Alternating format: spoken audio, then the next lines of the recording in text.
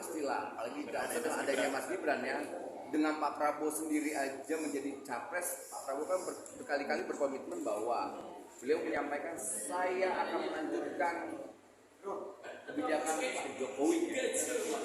Nah kalau yang kurang akan diperbaiki, yang sudah ada akan dilanjutkan, akan dilebihkan. Itu luar biasa.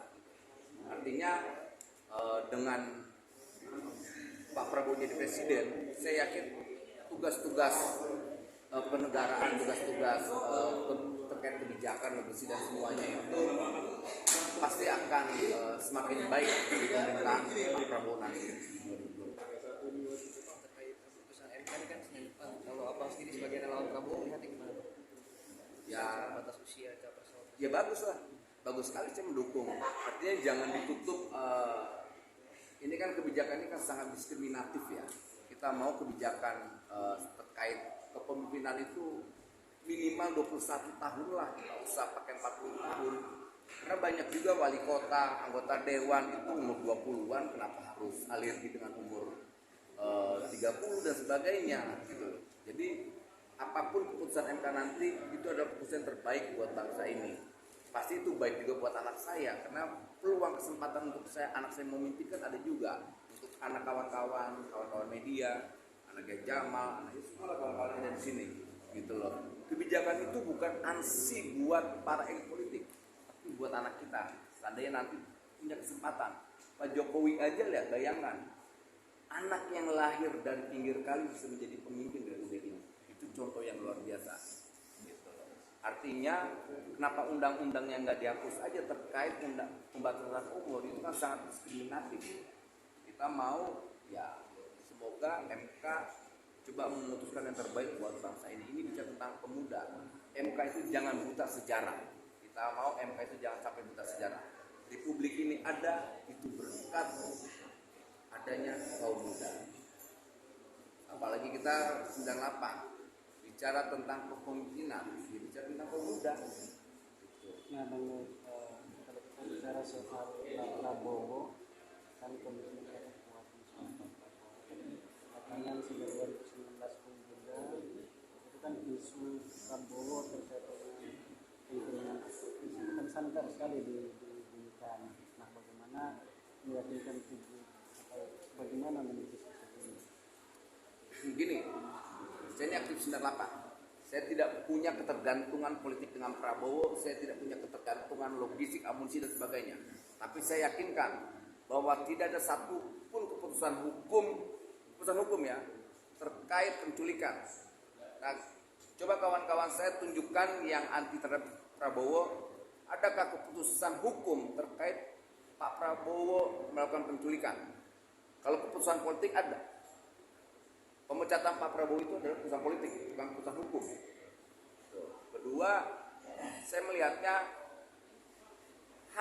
isu ini hanya berlaku saat Pak Prabowo nyapres. Kan kacau. Kedua, mereka kenapa tidak mengkritik Bu Mega? Saat Bu Mega nyapres, Pak Prabowo jadi wapres. Nah artinya, kalau kita mau lihat, kalau seandainya penculik itu sosok yang tidak bermoral, ya mereka studi juga dan Bu Mega orang yang tidak bermoral. Karena kenapa? Pernah menyalonkan presiden tapi wapresnya Pak Prabowo. Kedua Pak Jokowi juga. Pak Jokowi sebagai presiden, kemudian menterinya diambil adalah Pak Prabowo. Kenapa mereka tidak minta Pak Jokowi untuk menangkap Pak Prabowo? Nah, itu kedua. Ketiga, salahkan intelijennya dong. Karena untuk menjadi pejabat itu ada standar namanya SKCK. Punya kelakuan baik, pernah dihukum, melakukan pelanggaran atau tidak, itu ada di situ. Selain itu polisinya, berani nggak orang-orang itu yang teriak-teriak penculik gitu? Bilang polisian salah, intelijen tidak salah, ini salah gitu loh. Jangan disalahkan Prabowo-nya. Kalau Pak Prabowo sih senang-senang aja daftar, kalau ditolak tolak dong. Gitu loh. Dia itu harus diituin lagi, diperkuat lagi tuh narasi itu, kontra narasi itu penting tuh.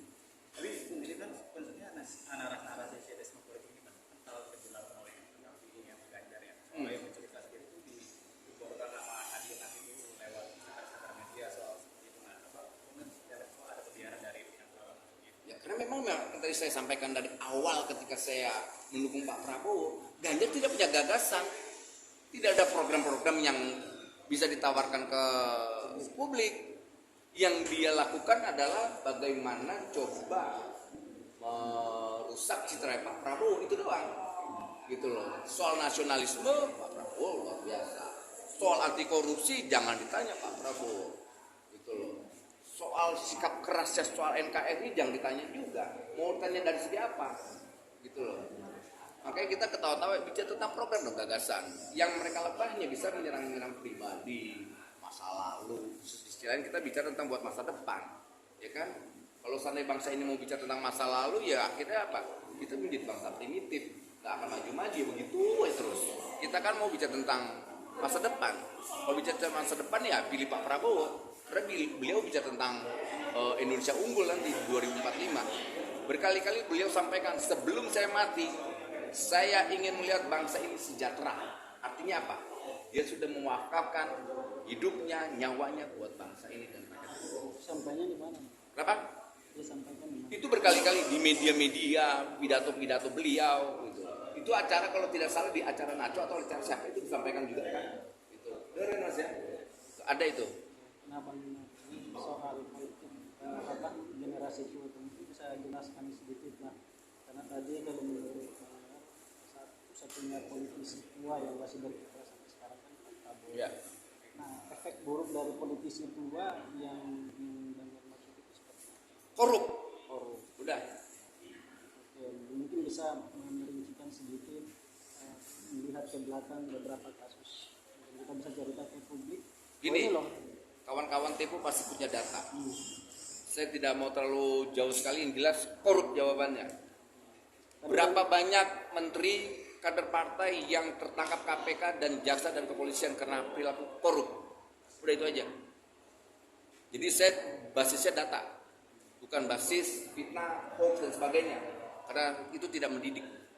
Tapi Saya Pak Prabowo punya komitmen untuk itu enggak? punya contoh sederhana ketika kemarin, ketika kawan-kawan dari NGO atau apa bicara tentang banyak caleg terindikasi mantan korupsi, mantan koruptor, langsung dicoret tuh sama Pak Prabowo. Nah itu salah satu dua. Kalau nggak salah dari Gerindra itu dua, dan dua-duanya langsung dicopot. Nah itu bentuk komitmen. Artinya apa? Kata dan tindakannya selaras, tidak dengan wacana. Itu pemimpin. Kurang apa lagi? Gitu loh. Yang disebut, maaf saya nggak mau nyindir, tapi udahlah faktanya gitu lah. Nanti lo mancing-mancing lo. Apalagi udah nggak ada lagi. Ya.